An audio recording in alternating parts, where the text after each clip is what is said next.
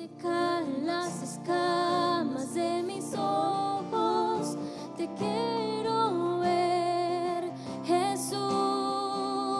Hoy se caen las escamas de mis ojos. Y ahora en este año estamos haciendo esos nuevos propósitos. Yo en este año quiero. Yo este año quisiera.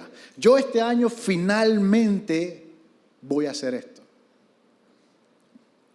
Y hay que preguntarle al Señor, Señor, ¿qué quieres hacer con este año que me vas a regalar? ¿Qué quieres hacer con estos días, con estas horas, con estos minutos? Porque son tuyos. Y uno se preguntaría, ¿qué puedo yo entregarle al Señor mientras escucho un estudio? Ya le entregué una alabanza, ¿cierto? Pues bueno, yo diría que ahí donde usted está sentado, lo mejor que usted puede hacer para traerle gloria a Dios es tener un corazón deseoso de ser transformado. Un corazón que entiende que ni usted ni yo somos dignos de estar en este lugar. Que ni usted ni yo merecemos estar en este lugar. Y que por tanto, yo quiero que esta palabra me transforme para que mi vida sea agradable al Señor. Yo quiero que esta palabra transforme quién soy y mi manera de pensar para que lo que la gente vea se parezca más al Señor. Que el Espíritu Santo tome estos versos que Él mismo inspiró y los use para trabajar en mi corazón y saque todo lo que no le pertenece a Él. Y que solo quede Él. Y que solo quede Él. Si cuando llega enero 2023 hay menos de nosotros y más de Él, habrá sido un año maravilloso. Amén. ¿Cuántos conocen a la iglesia primitiva aquí? ¿Cuántos han leído el libro de Hechos? ¿Cuántos han visto en qué se convirtieron esos pescadores, esos recolectores de impuestos, cuando el Espíritu Santo cayó y entró en sus vidas? ¿Alguno de ustedes lo ha visto? Bueno, vamos a comenzar. Había uno que se llamaba Esteban. Y vamos a hablar un poquito rapidito de Esteban porque de quien vamos a hablar hoy es de Pablo. Y yo quiero que ustedes sepan, esa primera alabanza que pusieron, yo la estaba escuchando con Ana un domingo en la casa. Y cuando la estaba escuchando, yo dije, wow, viene. Y íbamos para la casa de mi suegro. Fue el domingo el 31. Yo le digo, ahora que vamos en el carro, vamos a leer cuando Pablo se convirtió. Y Dios comenzó a soltar, en el carro, y Dios comenzó a soltar. Porque eso es así, Dios te avisa, hey, quiero hablar contigo. Cuando usted siente, quiero que vengas a pasar tiempo conmigo, deja esa computadora, ven. Y si tú vas a encontrar. Así que así nació ese estudio, a partir de una alabanza. Cuando esa muchacha, si usted ve ese video, esa muchacha que comienza a cantar, se caen las escamas de mis ojos. Yo estaba sentado en el sillón y decía, Pablo. Y después me di cuenta que la alabanza entera es de la conversión de Pablo. Porque él dice, te puedo ver. ¿Ah? Puedo ver que tú me ves sonriéndome y todo va a estar bien. ¿Usted se imagina? Ahora usted va a ver cuando ese cuara le cae en ese momento. Como a mí me cayó, espero yo, en Dios. Así que Esteban, joven, lleno del Espíritu Santo, dice el libro de Hechos en el capítulo 6, verso 8, dice, y Esteban, lleno de gracia y de poder. Todo lo que tú necesitas. Lleno de gracia y poder, hacía grandes prodigios y señales entre el pueblo. Entonces, como no puede ser de otra manera, se levantaron unos de la sinagoga llamados los libertos, y de los de Cirene, de Alejandría, de Cilicia y de Asia. Se levantó de todos lados la gente. ¿Ah? Se levantaron de todos lados contra un jovencito que no tenía Biblia, que no había visto prédicas en YouTube, ¿ah? Que no había escuchado cualquier cantidad de alabanzas y traducciones y devocionales, pero estaba lleno del Espíritu Santo. Entonces sobornaron a unos para que dijeran que habían oído que él había dicho blasfemias contra Moisés y contra Dios. Mire, yo quiero que usted sepa que los oponentes de Jesús de esa época, antes de hacer una movida en contra de Jesús o sus discípulos, tenían que ganarse al pueblo, porque el pueblo veía todos los milagros, el pueblo escuchaba la palabra, el pueblo sentía que el Espíritu Santo se movía cuando el maestro enseñaba, así que el pueblo no estaba disgustado con Jesús. Mi primo era ciego, mi tío era leproso, mi mamá era coja. El pueblo no estaba disgustado con los discípulos de Jesucristo. Entonces ellos primero tenían que hacer una causa, una calumnia, un engaño en contra de los discípulos y lograr que el pueblo primero les cogiera rabia antes de meterle mano a los discípulos. Mire, este pueblo, ¿cuántos saben que la voluntad popular cambia así? ¿Ah? Gente que hoy está contigo, hey, y mañana los mismos que gritaban Hosana cuando Jesucristo iba entrando fueron los que decían crucifíquenlo más tarde. Los mismos que el día de Pentecostés se convirtieron miles eran los que ahora estaban gritando en contra de Esteban. Nosotros no debemos vivir nuestra vida y mucho menos dirigir la visión de una iglesia por la opinión popular. Como decía el pastor, si usted es un creyente, usted ya no tiene libre albedrío. Usted tiene que estar viviendo su vida sometido a la voluntad del Espíritu Santo, siguiendo la palabra de Dios, no lo que digan los demás. Porque si usted está siguiendo lo que dice alguien que se está yendo al infierno, usted sabe para dónde se está yendo. Él no lo va a llevar a ningún otro sitio. Hay una estadística que dice que usted cuando se acabe el año se va a parecer a las 5 personas con las que más tiempo pasó. Sus influencias. ¿Ah? ¿Quiénes son tus influencias hoy? Porque es triste que tu influencia sea alguien que sea un cristiano tibio. Si es una persona que te está llevando más a Cristo o te está alejando más de Cristo. Debe salir de tu vida en enero. En enero. Se lo llevan porque lo acusaron, ¿cierto? Lo llevan frente al Sanedrín y el Sanedrín le muestra los cargos. Has dicho blasfemias en contra de Moisés, en contra de Dios. Y le preguntan, cometen el grave error de decirle, ¿qué nos tienes que decir? A mí me encanta cuando alguien, para los ojos del mundo, va en desventaja, va acusado, va así como débil, y Dios lo usa en medio de esa debilidad para mostrar su gloria. Fue un filtrado, fue un infiltrado.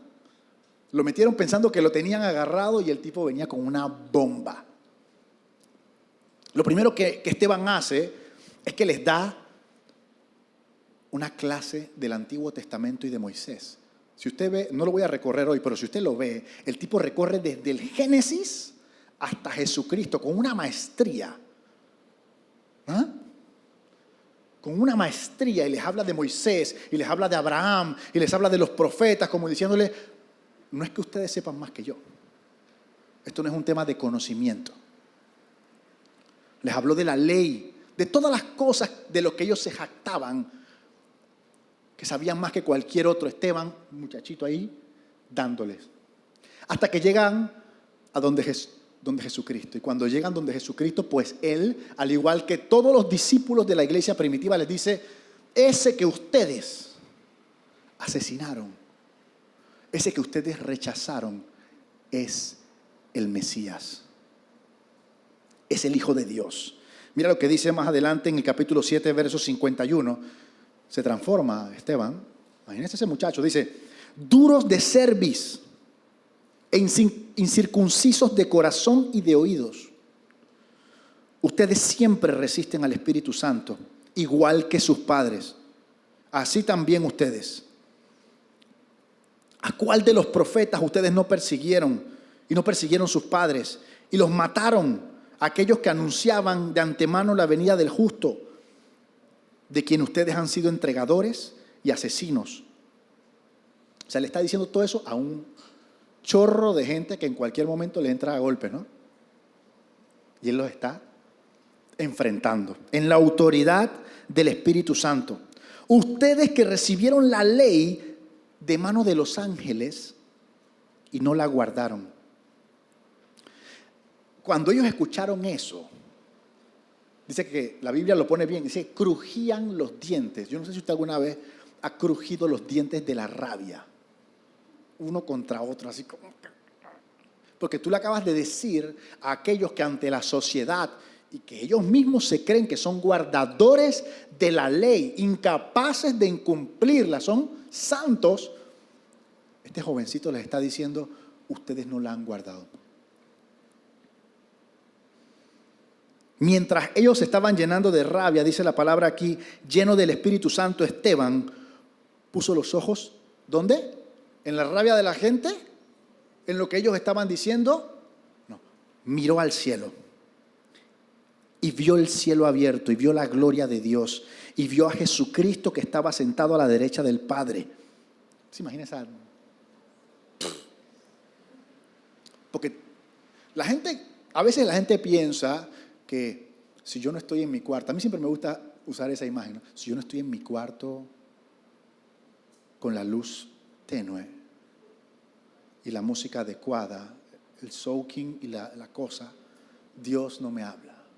Y aquí está Esteban con un chorro de gente gritándole locuras y mira así, visión del cielo.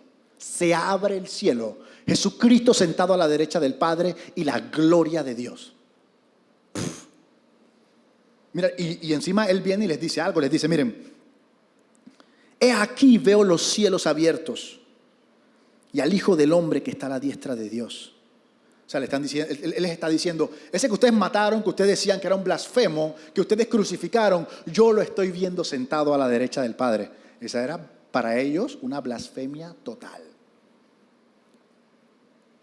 Ese fue como quien dice, la gota que derramó el vaso. Así que ellos comenzaron a gritar y se tapaban los oídos mientras él decía estas cosas. ¿Se imagina esos niños? Esos fariseos actuando como chiquillos que Esteban está diciendo y Dios dice, no oigas eso. Así dice ahí, se comenzaron a tapar los oídos porque lo estaba atormentando. Así que se lo llevaron afuera de la ciudad y lo apedrearon.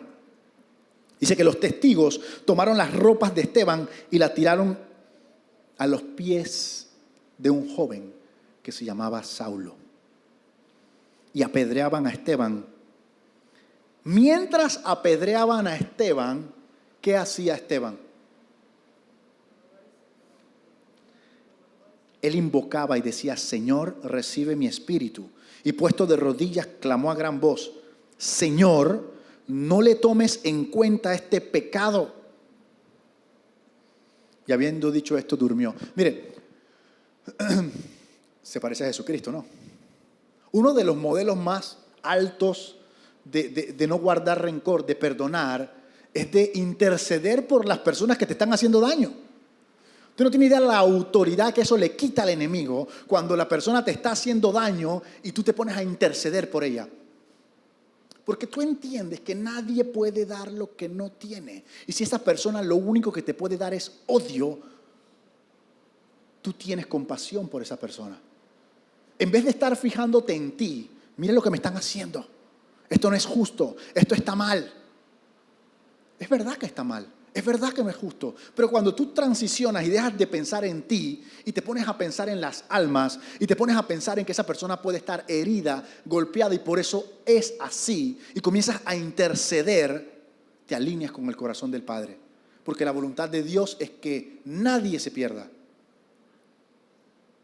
Lo vimos en Jesucristo, el mismo que le clavó la lanza a él, Padre, perdónalos.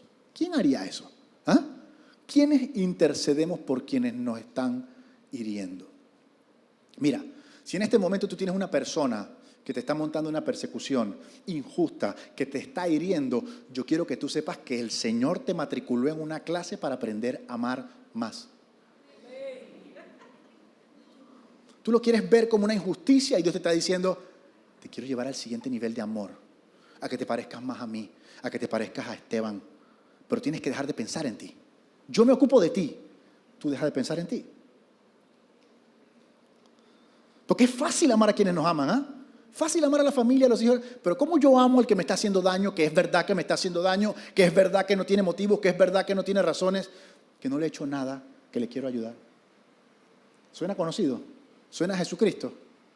Señor, forma a Cristo dentro de mí. Bueno, vamos. No es que la gente cree que eso es clorela que vas a tomar y Cristo se va a comenzar a formar por aquí. Dije, tú. Cristo se forma así. Quiero que sepan. Yo quiero que usted sepa que la persecución no forma mártires. La persecución revela a los mártires. No es que tú te vuelves, ya tú eras, tú has sido y serás.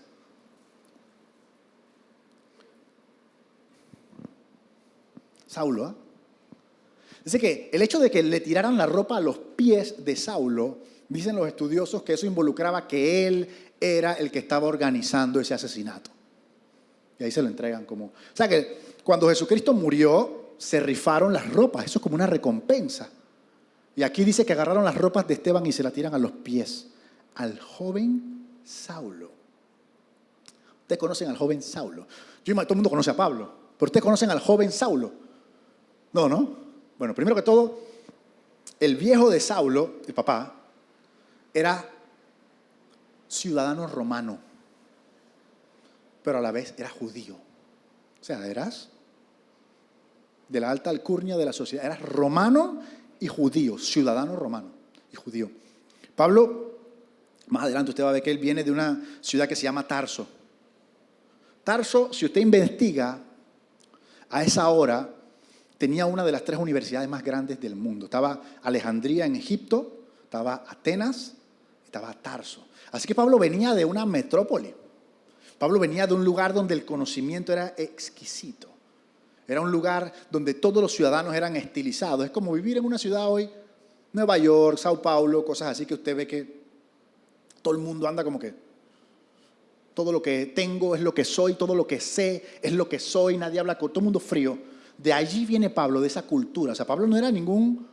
O sea, cuando la gente, ¿de dónde tú eres? Y la gente que es de esas ciudades como que te mira con superioridad, como si ellos fueran algo. Bueno, Pablo venía de un lugar así. Y en esa época, eso era algo importante.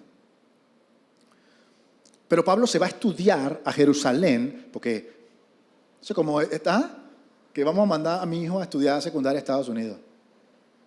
Pablo era un yeyecito y lo mandaron a Jerusalén a estudiar a los pies de los maestros más importantes. De la época, el de él se llamaba Gamaliel.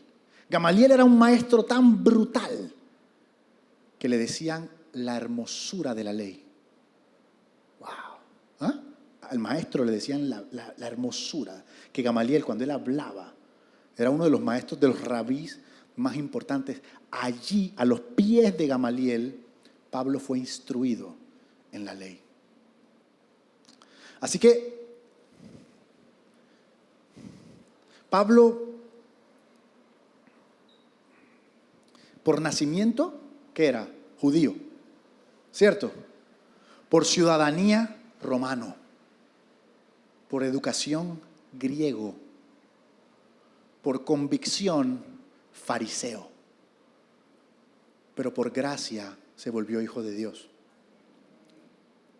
Mire todo ese recorrido que da ese hombre. Todo ese recorrido que da ese hombre. Así que este era el jovencito que estaba organizando el asesinato de Esteban y que le tiran la recompensa a los pies. Dice que más adelante en el capítulo 8, verso 1, dice, y Saulo consentía en su muerte. En aquel día hubo una gran persecución contra la iglesia que estaba en Jerusalén. Todos fueron esparcidos por tierras de Judea y Samaria, salvo los apóstoles. Verso 3, y Saulo asolaba a la iglesia y entrando casa por casa arrastraba a hombres y a mujeres y los entregaba en la cárcel. Yo quiero que usted sepa que en ese verso 1, cuando dice que Saulo consentía, no es que él estaba de acuerdo. La palabra original del griego significa que él estaba satisfecho de lo que estaba sucediendo. Así como cuando tú tienes una sed y la sacias, así él estaba complacido de que un hereje había recibido su merecido. Recordemos que Pablo no pensaba que él estaba haciendo nada malo, ¿ah? Recuerden que en esa época él pensaba que estaba agradando a Dios a través de lo que él hacía. Él realmente creía que Jesucristo era un blasfemo. Él realmente creía que Jesucristo era un falso profeta. Así que él creía que él estaba haciendo justicia. Él creía que estaba glorificando a Dios, persiguiendo a aquellos que estaban violando la religiosidad que ellos habían establecido. Pero él no lo sabía. Él tenía escamas.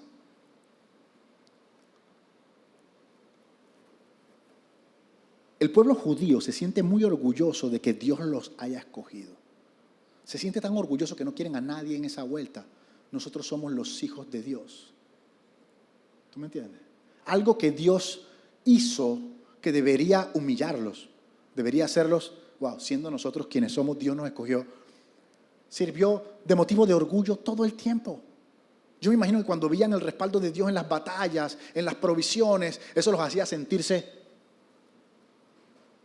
Y así era Pablo. Pablo pensaba que cualquier otro ciudadano del mundo era insignificante porque nosotros somos los escogidos de Dios. Yo creo que ya tenemos claro cómo era Saulo, ¿no? Vamos a pasar al cambio de caseta aquí.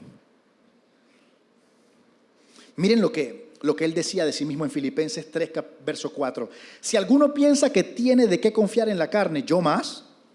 A mí me circuncidaron al 8º día, como dice la ley, del linaje de Israel, de la tribu de Benjamín, realeza.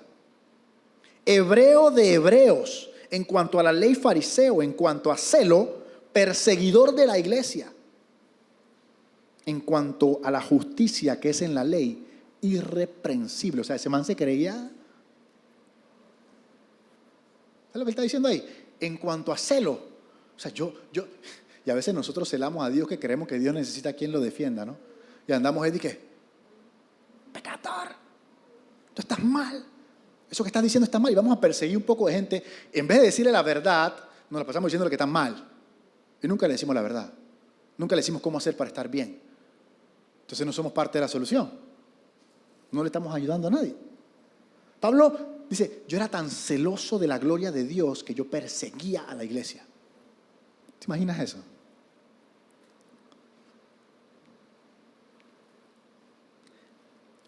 Capítulo 9, verso 1 dice, Saulo, respirando aún amenazas y muerte contra los discípulos de... ¿Tú sabes lo que es que tú respiras amenazas y muerte?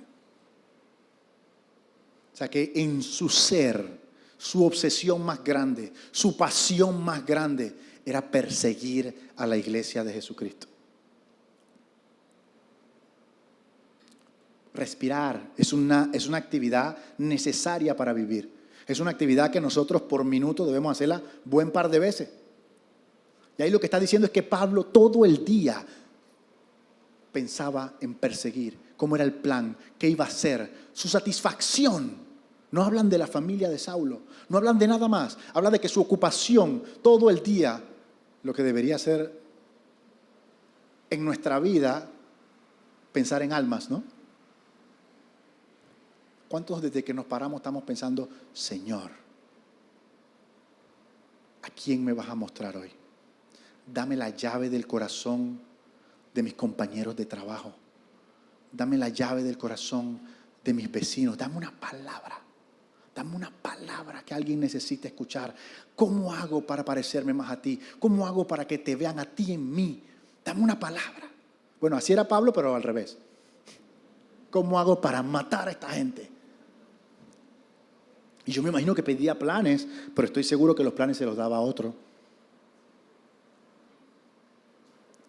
Respirando aún amenazas y muerte contra los discípulos del Señor, vino al sumo sacerdote y le pidió una carta para las sinagogas de Damasco, a fin de que si hallase hombres o mujeres de este camino, los trajere presos a Jerusalén. O sea, el hombre no veía ni televisión. Él estaba así, yo quiero una carta para ir a Damasco a buscar a cristianos allá y traerme los presos para acá. Estaba obsesionado. Ahí es cuando tú ves que él realmente creía que estaba glorificando a Dios. Porque esa pasión la puso Dios en él. No para eso, pero la puso Dios en él.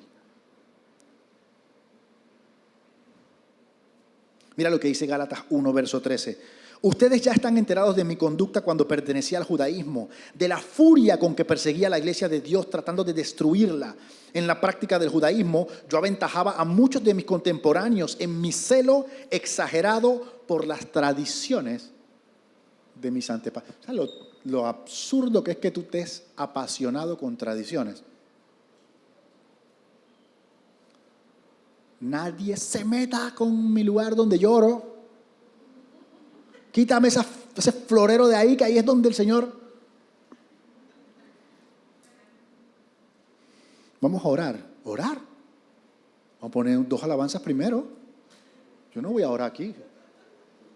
¿Y ese gato?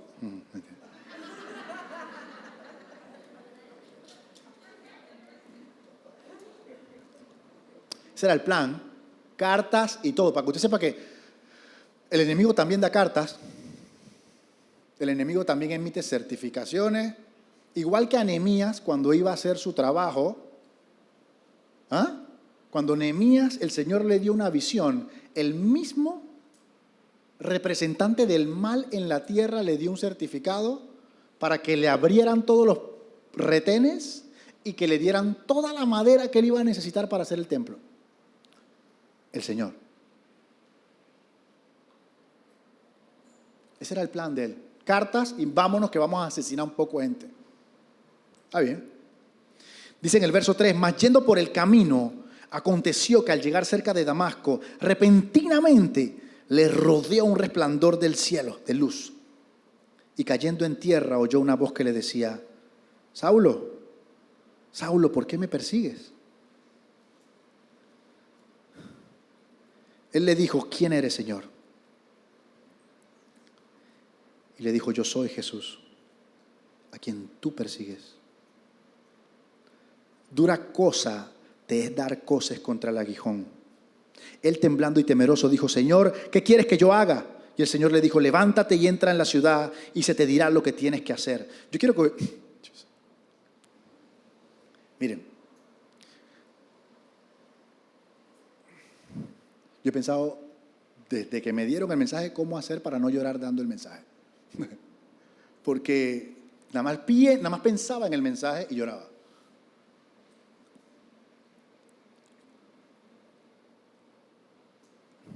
Él no estaba buscando a Jesús.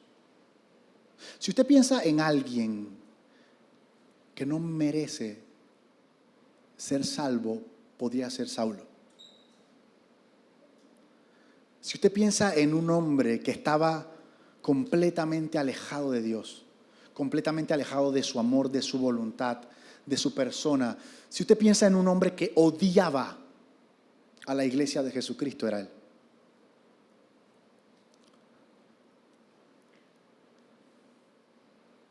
Él iba persiguiendo a Jesús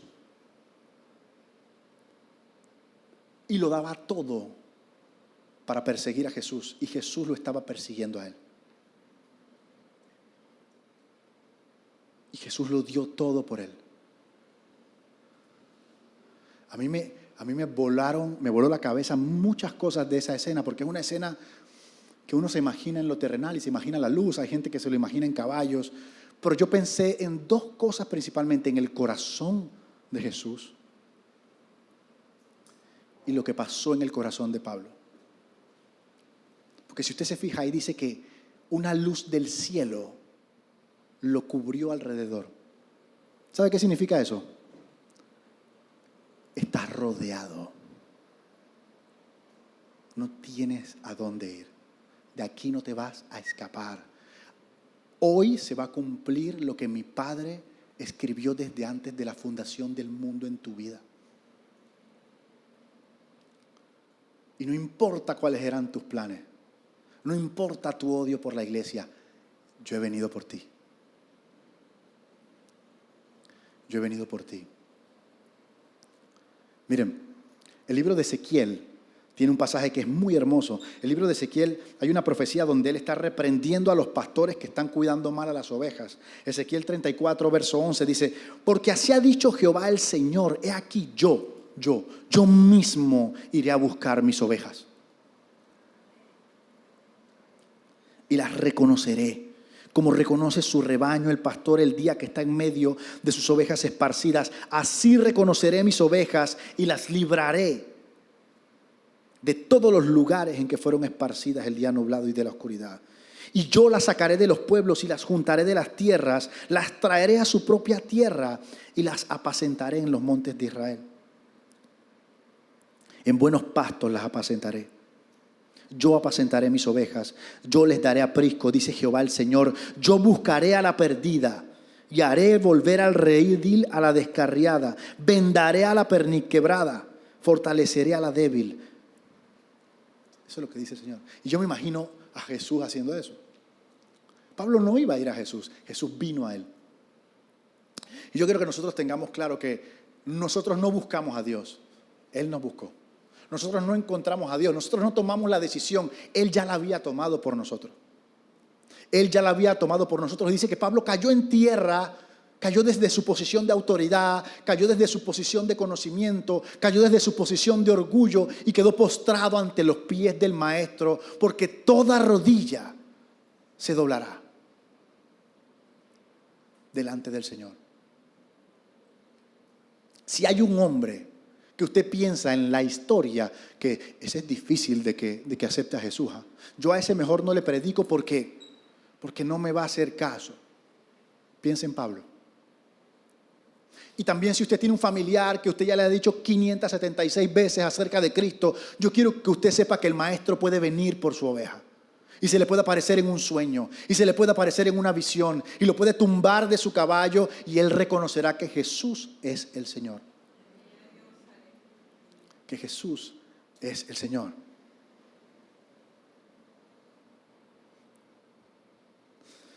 Muchas veces la gente se imagina esa escena como si Jesucristo le estuviera reclamando. ¿Por qué me persigues? ¿Cierto? Porque eso es lo que haría uno. Eso es lo que haría uno. Pero usted tiene que entender que Jesucristo ya sabía lo que iba a pasar. Recuérdese que Él lo sabe todo. Jesucristo debería estar más emocionado que el mismo Pablo. Jesucristo debería estar diciendo: este es el momento donde el más grande evangelista de la historia me va a conocer.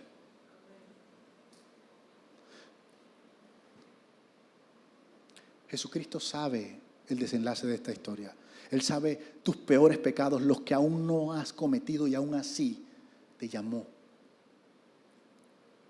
Yo me lo imagino al revés. Yo me lo imagino mirando a Pablo diciendo: ¿por qué me persigues? Si él sabía que se iba a convertir. Él sabía todo lo que iba a hacer. ¿Usted cree que le va a estar y qué? ¿Por qué me estás persiguiendo? Que no sé qué. No. A veces nosotros nos acercamos a la gente así: ¿por qué estás pecando? En vez de tener el corazón latiendo a 500 kilómetros por hora de que en 2 minutos tú vas a conocer a Jesús. ¿Por qué nos enfocamos en el pecado?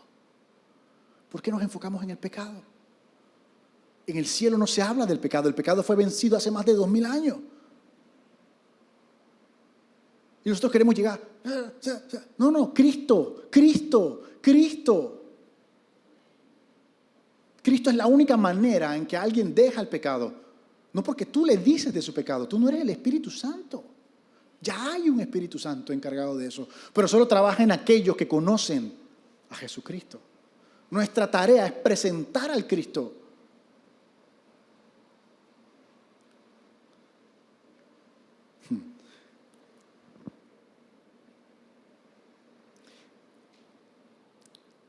El por qué. Puedes volver al otro verso. El por qué es bien poderoso. Porque Jesucristo le dice: ¿por qué me persigues? Y yo quiero que usted y yo nos tomemos muy en serio los porqués. ¿Por qué estás pecando allí? ¿Por qué estás haciendo esto? ¿Sabes por qué es bien importante esa pregunta? Cuando tú te haces preguntas, principalmente si se las haces al Espíritu Santo, abres la puerta para que Él te diga por qué. Porque tu por qué es una mentira. Porque tu por qué no es suficiente. No tienes argumentos suficientes para pecar. No existe. No hay una excusa válida ante los ojos de Dios para decirle, yo estoy pecando aquí por esto. Porque muy probablemente eso que le vas a decir contradice una promesa que Él tiene para ti en su palabra. Yo estoy pecando en esto porque no hay otra solución. Yo estoy pecando en esto porque si no, ¿qué voy a hacer? Estoy seguro que hay una palabra que dice que Él te va a ayudar. Estoy seguro. Lo que pasa es que analizamos la situación desde nuestras soluciones terrenales, desde nuestros recursos, y no tomamos en cuenta que nuestro Padre es un Dios sobrenatural. Que cuando no había solución, Él abrió el mar en dos. Que cuando no había solución, llovió maná del cielo. Que cuando íbamos todos para el infierno, mandó a su Hijo. Entonces no confundamos argumentos para pecar con ganas de pecar. Con ganas de pecar. Entonces, ¿por qué? Yo quiero que usted se pregunte, ¿por qué? ¿Por qué voy a hacer esto? ¿Por qué lo hago? Y cuando se encuentre el por qué, va a saber contra quién está peleando. Mientras tanto, usted va a seguir de la mano del enemigo diciendo por qué lo está haciendo, siguiendo haciéndolo.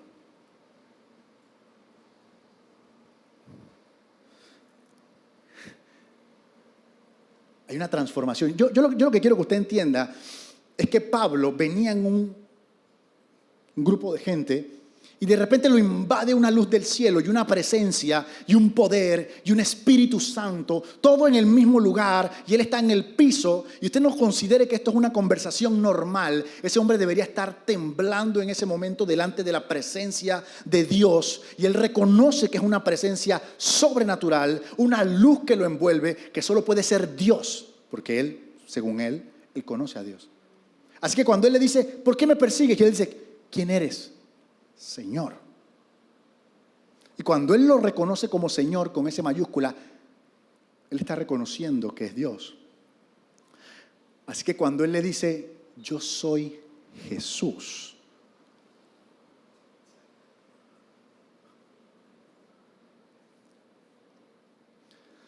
cuando él les dice, yo soy Jesús, yo me imagino que el Evangelio, que el Espíritu Santo reveló el Evangelio delante de sus ojos. Que en ese momento él entendió que Jesús era el Mesías. En ese momento él entendió que estaba delante de la presencia del Hijo de Dios. Y yo quiero que nosotros tengamos algo bien claro. Creer en Dios no es racional. No fue que Pablo entendió cómo era la vuelta. No. En su corazón, la verdad del Evangelio fue tan aplastante que él no tenía dónde ir. Y yo creo que Jesucristo vino de esta manera tan aplastante porque este era Pablo.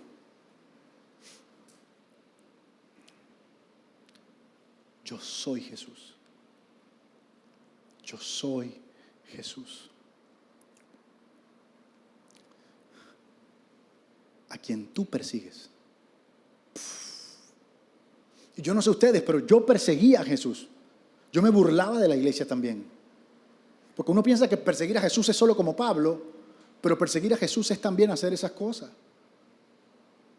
Jesús somos nosotros, somos el cuerpo de Cristo. Así que cuando tú estás persiguiendo a la iglesia, estás persiguiendo a Jesús. Cuando tú estás persiguiendo a un hermano, cuando lo estás humillando, estás persiguiendo a Jesús. ¿Por qué me persigues? Hoy hablaba con mi papá y estábamos hablando del mundo. Tiene tantas ofertas, tiene tantos campos, pero está unido en una sola misión. Oponerse a la voluntad de Dios y a su autoridad. Da igual si son musulmanes, lo que usted quiera. Ellos no se señalan entre ellos. Ellos dicen, ¿a ti te gusta esa vaina? A mí me gusta esto. Ellos no andan. Nosotros aquí no discutimos acerca de la realidad de Cristo, pero permitimos que pequeños detalles nos separen a tal punto que no podemos hablar. Y se crean las denominaciones y se crea esto y aquello y hay un solo Cristo. Y nos ponemos a perseguir a Jesús en medio de la misma iglesia, en medio de esta iglesia. Yo soy Jesús, a quien tú persigues. Y Jesús, siendo Jesús el perseguido, está preocupado por Pablo. Siendo Jesús supuestamente el que está en desventaja porque Pablo está asolando a la iglesia, Jesús le dice: ¿por qué me persigues, Pablo? ¿Estás loco? Dura cosa es darte coces con el aguijón. Mira, el aguijón era, imagínense, un palo de escoba que lo afilaron así con una punta y que se usaba para darle al ganado para que se moviera hacia adelante.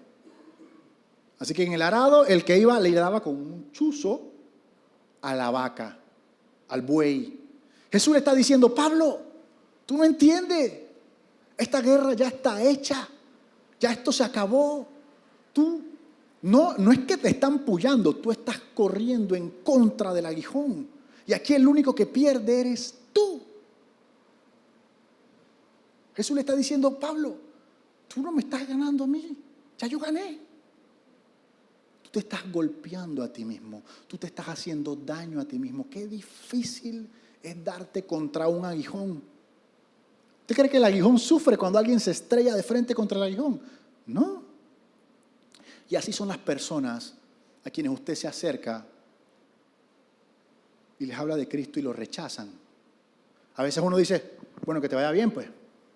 Porque uno se siente rechazado uno. Porque la película, es que cuando uno vuelve la película acerca de uno, el orgullo y todas esas cosas salen a relucir. Entonces, me rechazaste, bueno, que te vaya bien en el infierno. Papá, yo no sé, Señor. Pero si lo que estamos viendo es que la persona se va a hacer daño, lo que estamos viendo es que va a sufrir, porque sin Cristo no hay esperanza, sin Cristo no hay solución.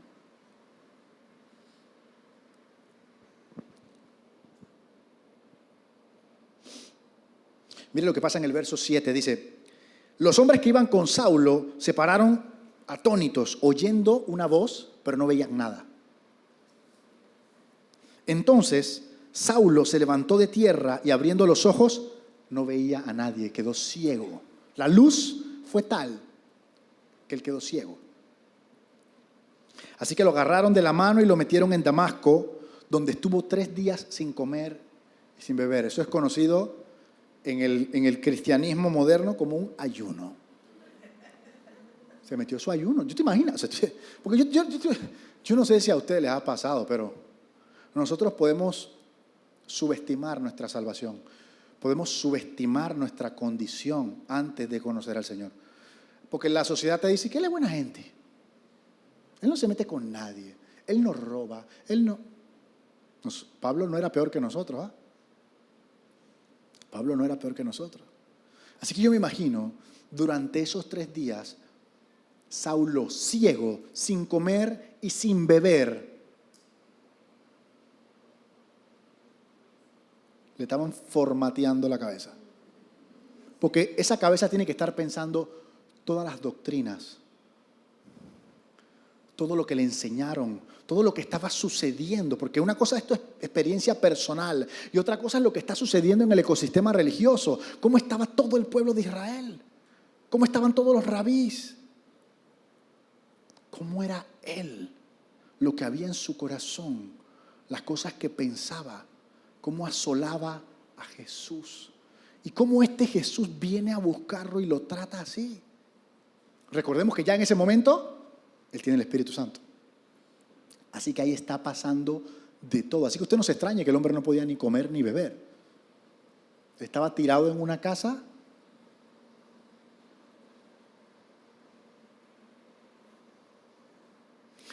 Había entonces en Damasco un discípulo llamado Ananías, a quien el Señor le dijo en una visión: Ananías. Y él respondió: heme aquí, Señor. Él le dijo: levántate y ve a la calle que se llama Derecha y busca en la casa de Judas a uno llamado Saulo. Cuando yo leí eso, casi me vuelvo loco porque yo decía: ¿ay qué? Ana, ese es Judas. Ana dije: no, Yo me voy emocionando y yo digo, si esta es la casa de Judas, significa que Pablo fue porque lo iba a reemplazar. Y que no está en la Biblia, no es así. Era otro Judas. Sí, por cierto, ese era un nombre muy popular. Judas significa adoración. ¿Sabía usted eso? Ese nombre que nosotros rechazamos tanto. Judas significa adoración. Levántate y ve a la calle que se llama La Derecha y busca la casa de Judas, a uno llamado Saulo. Cuando Ananías escuchó ese hombre, ese nombre, yo me imagino que le cayó mal el almuerzo. Sí, porque, ¿tú crees que si Saulo venía para acá, ellos no estaban avisados que él venía para acá? ¿Tú crees que él no pudo haber visto a su mamá siendo golpeada por Saulo? Si ahí decía que perseguía mujeres también.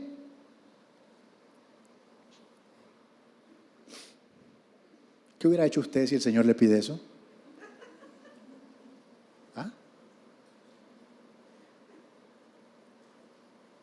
Piense, ¿a quién usted jamás quisiera ir a evangelizar? Para que el Señor lo mande mañana mismo. Es que nosotros, ¿sabe cómo yo le llamé a esta sección del estudio? Se llama el síndrome de Jonás. Ese punto ahí. Es que cuando yo tengo una justicia que yo creo que esta gente no merece ser salva.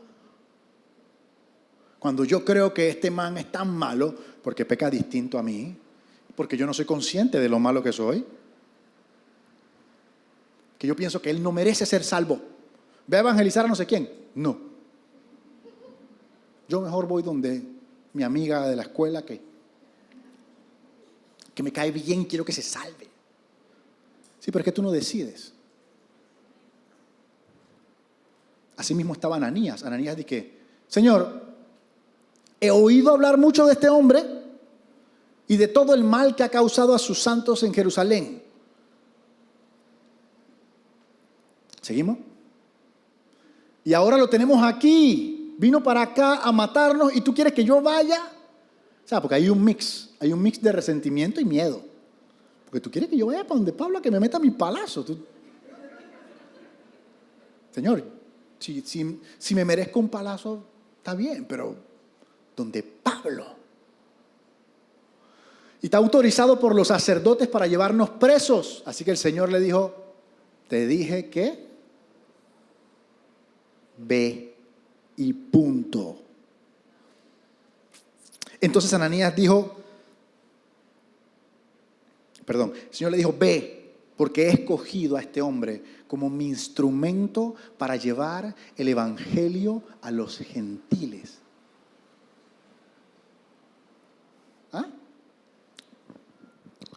No, que este va a ser líder pero tú estás loco, tú no te acuerdas lo que ese man era. Tú no te acuerdas de dónde viene.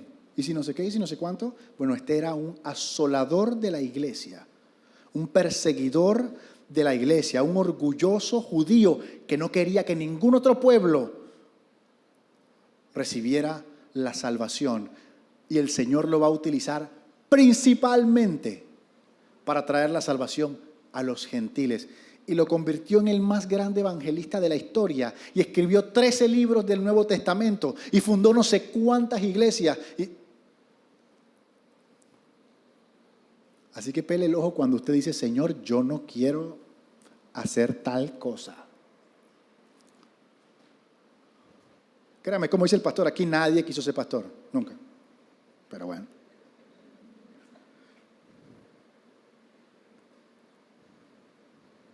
Es brutal que el Señor le dice a Ananías, ve que él está orando. ¿Se imagina eso? Pablo nunca había orado. Pablo repetía oraciones y vanas repeticiones y ahora estaba hablando con Jesús. 3 días hablando con Jesús, ciego. ¿Usted no cree que él le pudo haber preguntado, después de todo lo que yo hice, ¿por qué tú me viniste a buscar a mí? Yo le pregunto eso. Yo le pregunto, ¿tú sabes lo que yo era? ¿Por qué tú, qué ves?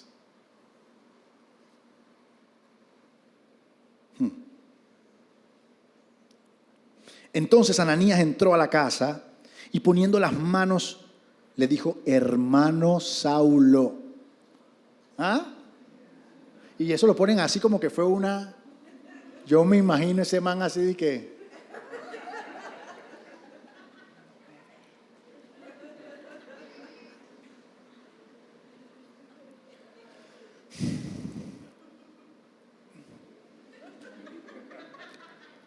Hermano, ¿todo bien, hermano? Hermano Saulo, el Señor Jesús que se te apareció en el camino por donde venías me ha enviado para que recibas la vista y seas lleno del Espíritu Santo.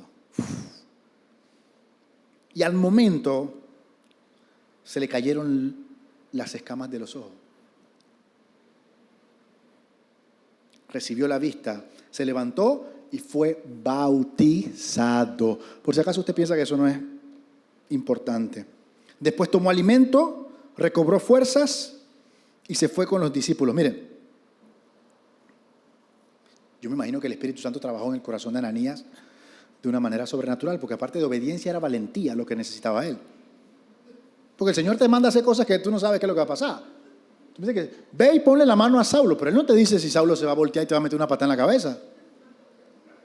A veces, es más, a veces el Señor te dice que hagas algo y tú te generas una expectativa de cómo debe suceder la situación. Y si sucede distinta a tu expectativa, te decepcionas, tipo que tú eres Dios. El Señor me mandó para allá. Debe ser que todo va a salir bien y te metes un flat en el camino. Miren, yo mencioné 2 versos al comenzar el estudio cuando él estaba hablando de cómo era él. Pero mira lo que dice después de eso. Dice... Él en Filipenses 3, verso 4 dijo, si alguno piensa que tiene de qué confiar en la carne, yo más, circuncidado al 8º día, del linaje de Israel, de la tribu de Benjamín, hebreo de hebreos, en cuanto a la ley, fariseo, en cuanto al celo, perseguidor de la iglesia, en cuanto a la justicia que es en la ley, irreprensible. ¿Se acuerdan que lo dije hace un par de minutos? Miren lo que sigue ahí. Pero cuántas cosas eran para mí ganancia, las he estimado como pérdida por amor de Cristo. Y ciertamente aún estimo todas las cosas como pérdida por la excelencia del conocimiento de Cristo Jesús, mi Señor, por amor del cual lo he perdido todo y tengo todo por basura para ganar a Cristo y ser hallado en Él. No teniendo mi propia justicia que es por la ley, sino la que es por la fe de Cristo. La justicia que es de Dios por la fe a fin de conocerle y el poder de su resurrección y la participación de sus padecimientos, llegando a ser semejante a Él en su muerte. ¿Se acuerdan también en Gálatas 1, verso 13, que decían, ustedes ya están enterados de mi conducta cuando pertenecía al judaísmo, de la furia con que perseguía a la iglesia de Dios, tratando de destruirla en la práctica de judaísmo? Yo aventajaba a muchos de mis contemporáneos en mi celo exagerado por las tradiciones de mis antepasados. Eso lo vimos hace unos minutos. Ahora él dice, sin embargo, Dios me había apartado desde el vientre de mi madre y me llamó por su gracia. Y cuando Él tuvo a bien revelarme a su Hijo para que yo lo predicara entre los gentiles, no consulté con nadie. Mire, probablemente usted no es como Pablo. Usted no persiguió a la iglesia. Usted no intentaba asesinar cristianos. Pero todos tenemos un antes de Cristo. Y lo importante no era lo que pasó en esa época, lo importante es lo que está pasando en esta época. Y hay personas aquí que siguen arrastrando su pasado, sintiéndose culpables de lo que hicieron en algún momento y escuchando una voz que los está descalificando acerca de lo que Dios piensa de ustedes.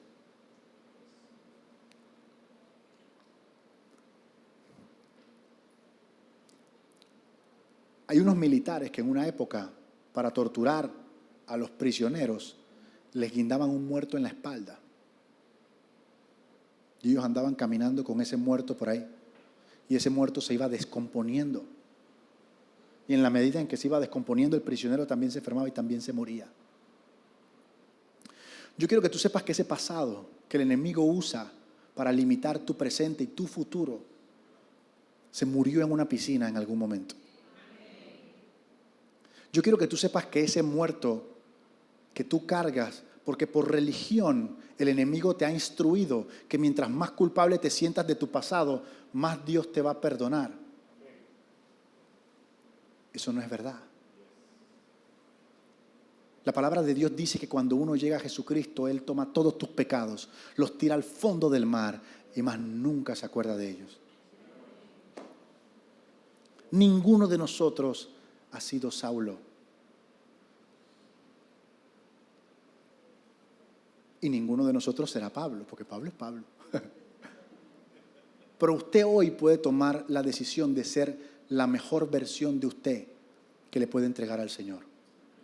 Usted puede tomar la decisión de pelear para que usted vea el propósito que Dios tenía en su vida. Porque el propósito que Dios tenía para Pablo era ese.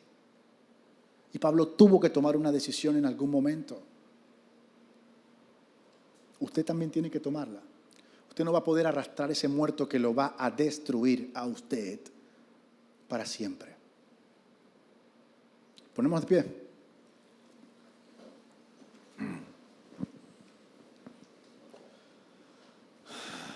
Señor, te damos gracias por habernos venido a buscar.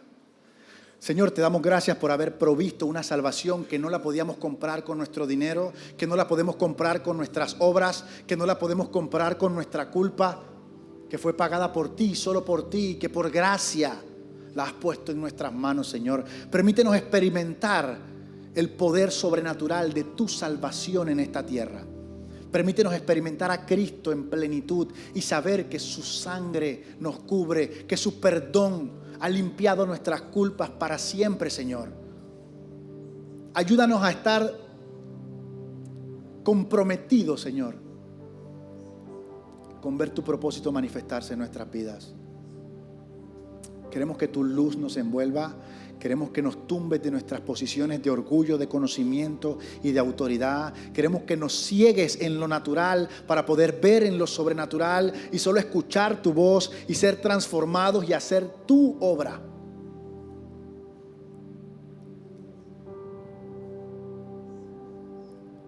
Queremos ser como Pablo, Señor, que desde que se levantó comenzó a predicar en la sinagoga de Damasco. El mismo lugar que él iba a asolar, comenzó a recibir el evangelio de su boca. Te damos gracias, Señor. En el nombre de Jesús. Todos decimos, dele un aplauso al Señor.